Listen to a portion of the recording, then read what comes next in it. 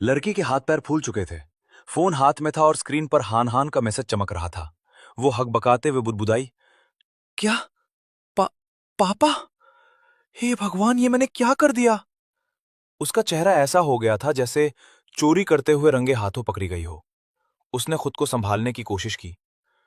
नहीं नहीं, मुझे शांत होना पड़ेगा। अच्छा, तो ये बात है। ठीक है, मैं समझ गई। वो मेरे पास आई और बड़े प्यार से बोली, सर, मुझे यहां हॉस्टल में कुछ जरूरी काम है। मैं चलती हूं। वो वहां से दुम दबाकर भागने ही वाली थी।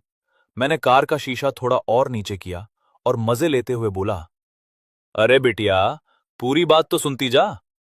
तुझे हान हान और मेरे रिश्ते को लेकर जो गलतफहमी हुई थी, वो तो दूर हो गई ना। मैं उसका असली बाप हूं। लड़की शर्म के मारे पानी पानी हो रही थी। उसने हां में सिर हिलाया और गिड़गिड़ाते हुए बोली, सर प्लीज, जो कुछ भी हुआ उसके बारे में हान हान को मत बताइएगा।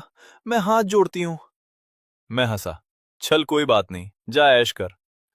लड़का वहां से ऐसे भागी जैसे पीछे भूत पड़ा हो।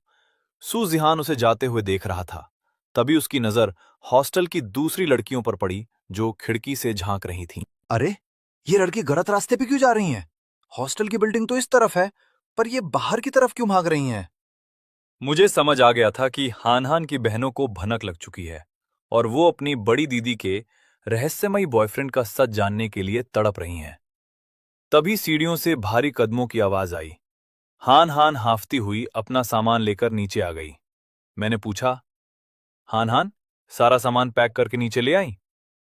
हान हान ने मुस्कुराकर कहा, जी पापा, सब कुछ पैक है। कार का दरवाजा खुला, सामान डिग्गी में रखा गया और दोनों गाड़ी में बैठ गए। तभी हान हान के फोन पर मैसेजेस की बाढ़ आ गई। टिंग टिंग टिंग। उसकी बहनें ग्रुप चैट पर पागलों की तरह टेक्स्ट कर रही थीं। हान हान ने फोन साइड में रखा। मैंने गाड़ी स्टार्ट की और बोला, हाँ, आराम से बैठ जाओ। घर जाने से पहले पापा तुम्हें सुपरमार्केट ले चलेंगे। वहां से तुम्हारे लिए कुछ जरूरी सामान खरीदना है। सुपरमार्केट पहुंचकर सूजिहान ने ट्रॉली उठाई और हाँ से कहा, बेटा, सिर्फ पापा के घर का सामान मत देखो, अपने लिए जो भी चाहिए, कपड़े, कॉस्मेटिक्स, सब उठा लो। हाँ ने सादगी से मना किया, अरे नहीं पापा, मुझे सच में कुछ भी खरीदने की जरूरत नहीं है, मेरे पास सब है। सूजिहान ने ट्रॉली आगे बढ़ाते हुए पूछा, अच्छा ये बताओ, तुम्हारा टूथपेस्ट और टूथब्रश कहाँ है? वो तो नया ले लें। हान ने हंसते हुए अपना बैग दिखाया। अरे पापा, मैं हॉस्टल से अपना पुराना वाला साथ ले आई हूं, वो यहीं बैग में है। मैंने अपना माथा पीट लिया। बेटी इतनी समझदार और संस्कारी थी कि पापा के पैसे बचाने के चक्कर में पुराना टूथब्रश भी साथ उठा लाई थी। मैंने ट्रॉली की तरफ देखा और मजाक में कहा, लगता है कार की डिग्गी पूरी भर जाएगी। वैसे हान हान, क्यों ना तुम्हारे लिए एक नई कार ही खरीद ली जाए। तुम्हें कौन सा रंग पसंद है? हाँ ने हंसते हुए अपनी चॉइस बता दी, गुलाबी, बैंगनी या सफेद। तभी उसकी नजर बाथरूम के सामान पर पड़ी। ओ पापा, मुझे सच में एक नया बाथ स्पंज चाहिए, मेरा पुराना वाला फट गया है, मुझे वो गुलाबी वाला पसंद है। मैंने तुरंत उसे ट्रॉली में डाला और पूछा, और नहाने का तौलिया? गुलाबी तो यहां नहीं है, ये मलाईदार सफेद कैसा रहेगा?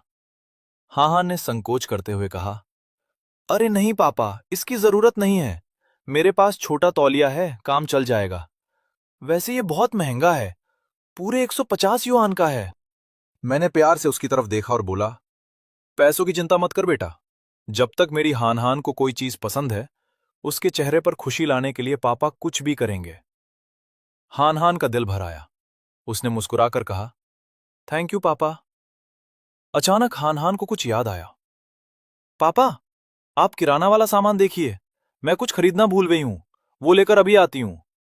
मैंने कहा, ठीक है, आराम से ले आओ, मैं यहीं हूं। जैसे ही हान हान थोड़ी दूर गई, उसने तुरंत अपना फोन निकाला। उसने मन ही मन सोचा, मुझे मम्मी को पापा के बारे में कुछ भी पता नहीं चलने देना है, कम से कम अभी तो बिल्कुल नहीं। तभी उसके फोन पे मम्मी का एक लंबा सा मैसेज आया, हाँ, तुम्हारे पीरियड्स की डेट पास आ रही है, सैनिटरी नैपकिन, हीट पैक और ब्राउन शुगर खरीदना मत भूलना। अगर पेट में ज्यादा दर्द हो और बिस्तर से उठने का मन न करे तो अपनी चौथी बहन से बोल देना, वो हॉस्टल में खाना पहुंचा देगी। सब कुछ अकेले सहने की जरूरत नहीं है, समझी? हाँ हाँ की आंखें नम हो गईं। उसने तुरंत टाइप किया, हाँ मम्मी मुझे पता है, मैं अभी सैनिटरी नैपकिन ही खरीद रही हूं। हैंड वार्मर और ब्राउन शुगर मैंने पिछले महीने ही ले ली थी, वो अभी बची हुई है। मम्मी ने आगे लिखा, ठीक है बेटा, मैंने न्यूज में देखा कि वहां बर्फ गिर रही है। अच्छे से गर्म कपड़े पहनना, सिर्फ सुंदर दिखने के चक्कर में कम कपड़े मत पहन लेना। और सुनो, तुम्हारी तीसरी बहन का मैसेज आया था। उनके डिपार्टमेंट वाले 1 हफ्ते के लिए स्केचिंग ट्रिप पर बाहर जा रहे हैं। मैं तुम्हें 1,000 युआन भेज रही हूं, उसे दे देना। हान हान ने तुरंत जवाब दिया, मम्मी आपको पैसे भेजने की कोई जरूरत नहीं है, मेरे पास पैसे हैं। मैंने शेयर बाजार से काफी अच्छी कमाई की है, तो अपनी तीसरी बहन को ये 1,000 युआन मैं खुद अपनी तरफ से दे दूंगी। दूर बीजिंग में बैठी मां ने जब बड़ी बेटी का ये समझदारी भरा मैसेज पढ़ा, तो उनकी आंखों में खुशी के आंसू आ गए। उन्हें अंदाजा भी नहीं था कि उनकी बेटी को उसका करोड़पति पिता मिल चुका है, जो उसकी हर छोटी बड़ी खुशी का ख्याल रख रहा है। मम्मी ने गर्व से मैसेज किया, वाह, ये तो बहुत अच्छी बात है। ठीक है बेटा, अगर कभी भी पैसों की कमी हो तो मम्मी को तुरंत बताना। हान हान ने मुस्कुराकर टाइप किया, ठीक है मम्मी, मैं अभी बिलिंग की लाइन में हूं, फोन रखती हूं। जैसे ही वे सामान लेकर अपने नए अपार्टमेंट की बिल्डिंग में पहुंचे, सू जिहान को उसका एक पुराना पड़ोसी मिल गया। वो हाथ में कचरा पकड़े हुए था। अरे सूचैन, क्या बात है यार, बड़ा सही इत्तेफाक है। मैं बस नीचे कचरा फेंकने जा ही रहा था, तुम वापस आ गए। मैं तो आज ही यहां शिफ्ट हुआ हूं। पड़ोसी ने सू जिहान की चमचमाती गाड़ी और ठाट बाट देखकर कहा, चलो, आज रात नए घर में आने की खुशी में हमारे यहां ही डिनर पे आ जाओ। हान हान ने दूर से उस पड़ोसी को देखा और मन ही मन सोचने लगी, लगता है ये पापा के पुराने दिनों के दोस्त हैं, पर अभी हमारा वहां जाना ठीक नहीं होगा। घर पहुंचकर हान हान तुरंत काम में जुट गई। पापा, लाइए मुझे सफाई करने दीजिए। उधर मैंने किचन में सब्जियां काटने लगा और देखते ही देखते डिनर का समय हो गया। मेज पे खाना सजते ही हान हान की आंखें चमक उठीं। वाह पापा, ये तो मेरे सारे फेवरेट फूड हैं। आप तो वाकई कुकिंग के भी उस्ताद निकले। मैंने प्यार से परोसते हुए कहा, चल अब बातें कम कर और गर्मा गर्म खाना शुरू कर। हान हान ने बीफ का टुकड़ा मुंह में रखते हुए कहा, वाह पापा, ये बीफ कितना लाजवाब बना है। और ये फ्राइड फिश, बाहर से एकदम क्रिस्पी और अंदर से इतनी सॉफ्ट। सच कहूं तो ये मम्मी के हाथ के खाने से जरा भी कम नहीं है। मैंने उत्सुकता से पूछा, वैसे तुम्हारी मम्मी आमतौर पर घर में क्या क्या बनाती हैं? हाँ याद करते हुए बोली, मम्मी तो एकदम देसी और घरेलू शेफ हैं। वो उबले हुए मीट के टुकड़े, कुंग पाव चिकन, चावल के नूडल्स के साथ फ्राइड एग्स और सिरके वाले जंगली मशरूम बनाती हैं। मम्मी हर बार कुछ नया ट्राई करती हैं और उनके हाथ का स्वाद हमेशा नेक्स्ट लेवल होता है। खाना खत्म होते ही हाहा ने पेट पर हाथ फेरते हुए कहा, मजा आ गया, पेट बिल्कुल भर गया। मैंने कहा, हाँ, तुम जाकर पहले आराम से नहा लो, बर्तनों की चिंता मत करो, वो पापा साफ कर देंगे। हाँ ने मुस्कुराकर थैंक यू कहा। बर्तन धोते धोते मैंने बालकनी की तरफ आवाज लगाई, हाँ, क्या कल सुबह तुम्हारी जल्दी क्लास है? अंदर से आवाज आई, नहीं पापा, मेरी क्लास सेकंड पीरियड से है। जिहान ने एक जिम्मेदार बाप की तरह हिदायत दी, ठीक है, तो फिर जल्दी सो जाना, फोन पर ज्यादा देर तक आंखें मत गराए रखना, समझे? हान हान ने हंसते हुए कहा, ठीक है पापा, गुड नाइट। कमरे में जाकर हान हान अपने बिस्तर पर लेट गई। उसने मुस्कुराते हुए अपना फोन उठाया। आज मैंने पापा के बारे में कितना कुछ जान लिया। अब वक्त आ गया है अपनी बाकी चारों बहनों का दिमाग घुमाने का। दूसरी बहन, तीसरी बहन, तुम सब बस देखती जाओ। अब तुम्हें ऐसा झटका लगेगा कि तुम सोच भी नहीं सकती। उसने ग्रुप चैट खोला और अपनी बहनों को तड़पाने के लिए एक जबरदस्त सस्पेंस वाला मैसेज टाइप करना शुरू कर दिया।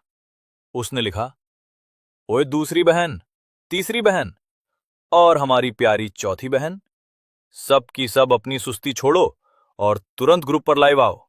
मुझे तुम लोगों को एक ऐसी होश उड़ाने वाली जरूरी खबर देनी है कि तुम सबके पैरों तले जमीन खिसक जाएगी। ग्रुप चैट तो मानो ज्वालामुखी की तरह फट चुका था। उसकी जुड़वा बहनें एक के बाद एक उस पर टूट पड़ी थीं। सबसे पहले दूसरी बहन सू यिनुओ का मैसेज आया, वाह बड़ी बहन, मैं तो तुमसे यही पूछने वाली थी कि तुम्हें इतनी भारी भरकम पॉकेट मनी कहां से मिली। मम्मी ने तो तुम्हें देने के लिए सिर्फ 1,000 युआन भेजे थे। पर चिंता मत करो, मैंने मम्मी को बिल्कुल नहीं बताया कि तुम्हारे पास 50,000 युआन से ज्यादा की पॉकेट मनी है, जिसे तुम शेयर बाजार में उड़ा रही हो। देखो मैं कितनी प्यारी बहन हूं ना। तो क्या इस प्यारी छोटी बहन को थोड़ी और पॉकेट मनी नहीं मिलनी चाहिए, जैसे 1,500 युआन? हान हान ने मुस्कुराते हुए ग्रुप पर सच का खुलासा किया। सुनो सब, ये 50,000 युआन पापा ने आज हम पांचों बहनों के लिए दिए हैं। इसी में हमारे रहने सहने का खर्च भी है। यिनियो, तुम्हें 1,500 युआन देने में मुझे कोई दिक्कत नहीं है, लेकिन पैसे संभाल कर खर्च करना। जैसे ही पापा शब्द ग्रुप पर चमका, बाकी बहनों के तो होश ही उड़ गए। तीसरी बहन सुकेक्सिन चिल्लाई, ओ भाई, पापा कितने दरिया दिल हैं। उन्होंने हम पांचों के लिए एक साथ 50,000 युआन भेज दिए। इसका मतलब मेरे हिस्से में सीधे 10,000 युआन आए। बड़ी बहन, जल्दी से मेरे 5,000 युआन ट्रांसफर करो। हा। तभी पांचवी बहन सू यूयू ने पासा फेंका। बड़ी दीदी, मुझे पूरे 5,000 नहीं चाहिए। मेरे लिए तो 3,000 ही काफी हैं। मेरा बहुत दिनों से रोस्टेड डक, भुनी हुई बत्तख खाने का मन है। तभी चौथी बहन, जो डॉक्टरी की पढ़ाई कर रही थी, सू यू तोंग, उसने अपनी लंबी चौड़ी लिस्ट भेज दी। दीदी, मुझे अपना सर्जिकल चाकू स्केल्पल बदलना है, कुछ मेडिकल बुक्स और डॉक्यूमेंट्स खरीदने हैं, और हाँ, एक नया लैपटॉप भी चाहिए। मुझे पूरे 10,000 नहीं चाहिए, 9,999 युआन दे दोगी तो काम चल जाएगा। बहनों की उड़ती फरमाइशें देखकर हान हान ने तुरंत अपना बड़ी बहन वाला चश्मा चढ़ाया और कीबोर्ड पर उंगलियां चलाईं। उसने एक एक बहन की क्लास लगाते हुए कड़क मैसेज भेजा। कान खोलकर सुन लो सब, ये पैसा पापा ने हम पांचों बहनों के लिए दिया है। इसका मतलब ये नहीं कि तुम लोग इसे पानी की तरह बहाओगी। एक एक पैसा सोच समझकर खर्च होगा। सुकेक्सिन, तुम्हारे लिए 1,500 युआन बहुत हैं, ज्यादा हवा में मत उड़ो। सू यूयू, बत्तख खाने के लिए 500 युआन काफी हैं, 3,000 की कोई जरूरत नहीं है। सू युतोंग, तुमने पिछले महीने ही तो नया सर्जिकल चाकू खरीदा था, अभी से नया क्यों चाहिए? और रही बात मेडिकल बुक्स की, तो लाइब्रेरी पॉइंट्स का इस्तेमाल करो, पैसे बर्बाद करने की जरूरत नहीं है। और लैपटॉप, 498 युआन वाला बेसिक लैपटॉप खरीद लो, तुम्हारा काम हो जाएगा। मैसेज भेजकर हाहान ने फोन साइड में रखा और मुस्कुरा दी। उसे पता था कि भले ही पापा करोड़पति निकल गए हों, पर इन चार शैतानों को सीधे रास्ते पर रखने के लिए बड़ी बहन का कड़क होना बहुत जरूरी था। बड़ी बहन हाहान का कड़क मैसेज देखकर चौथी बहन युतोंग ने तुरंत सरेंडर कर दिया। उसने मैसेज भेजा, ठीक है दीदी, 499 युआन वाला लैपटॉप ही काफी है। मैं एक मॉडल चुनकर आपको लिंक और एड्रेस भेजती हूं, आप मेरे लिए ऑर्डर कर देना। हाहान फोन देखकर मुस्कुराई। उसने मनी मन सोचा, सच में मुझे उम्मीद नहीं थी कि पापा अचानक लाइफ में आएंगे और पहले ही दिन 50,000 युआन का भारी भरकम जेब खर्च दे देंगे। ये तो बहुत बढ़िया है, पर मुझे अपनी बहनों पर थोड़ा कंट्रोल रखना होगा, वरना पापा हमारे बारे में क्या सोचेंगे। लेकिन सच तो यह है कि मेरी सारी बहनें इस पैसे से बेहद खुश हैं, और मैं भी। फिर उसने हंसते हुए सोचा, खैर, पापा को इस ग्रुप चैट के बारे में अभी कुछ नहीं पता। तभी फोन टैप करने की आवाज आई और दूसरी बहन यिनुओ ने अपनी चालाकी दिखाई। उसने अपना निकनेम बदलकर ब्लेड रख लिया और मैसेज भेजा, बड़ी बहन, मेरा निकनेम अब से ब्लेड है, इसलिए रूल के मुताबिक सारे पैसे मुझे ट्रांसफर कर दो। हाँ। तीसरी बहन केक्सिन कहां पीछे रहने वाली थी। उसने तुरंत टाइप किया, दीदी, मेरा निकनेम भी अब से ब्लेड है, मेरे सिर पर भी एक और ब्लेड जोड़ दो। पांचवी बहन यूयू ने भी मौका नहीं गवाया, मेरे सिर पर तो 2 और ब्लेड जोड़ दो, सारा पैसा इधर भेजो। बहनों की ये नौटंकी देखकर हान हान को बहुत अच्छा लग रहा था। उसने सोचा, भले ही मेरी ये बहनें बेहद शरारती और नौटंकीबाज हैं, लेकिन पापा के दिए जेब खर्च को लेकर उनका ये एक्साइटमेंट देखकर मुझे लग रहा है कि मैं इन चारों को अपनी तरफ करने से ज्यादा दूर नहीं हूं। हमारा फ्यूचर बहुत ब्राइट है। अब बारी हाहा की थी अपनी बहनों से बदला लेने की। उसने हंसते हुए ग्रुप पर मैसेज डाला, चलो लड़कियों, अब मैं तुम्हें दिखाती हूं कि आज रात पापा ने मेरे लिए कौन से 3 शानदार फूड और सूप बनाया है, और उसने खाने की कुछ बेहद लजीज तस्वीरें ग्रुप पर पोस्ट कर दी। 1.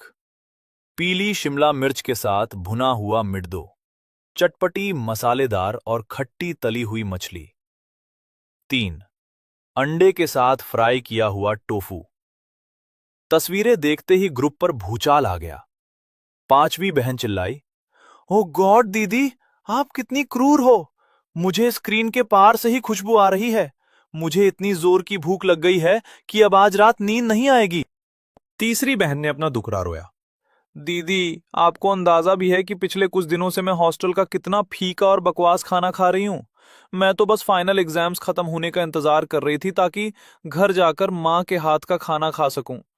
पर पापा के हाथ का खाना, वो आगे बोली, अगर मुझे पहले पता होता कि पापा इतना लाजवाब खाना बनाते हैं तो मैं आज रात अपनी स्केचिंग ट्रिप के लिए बिल्कुल नहीं निकलती। मुझे मुफ्त का इतना बढ़िया खाना मिल जाता। अफसोस कि अब मैं 1 हफ्ते तक वापस नहीं आ पाऊंगी। तभी दूसरी बहन यिनुओ ने कहा, बड़ी दीदी, कल सेकंड पीरियड तक आपकी कोई क्लास नहीं है ना? मेरा तो मन मचल गया है। मैं अपने लिए ऑनलाइन पीली शिमला मिर्च वाला बीफ ऑर्डर करने जा रही हूं।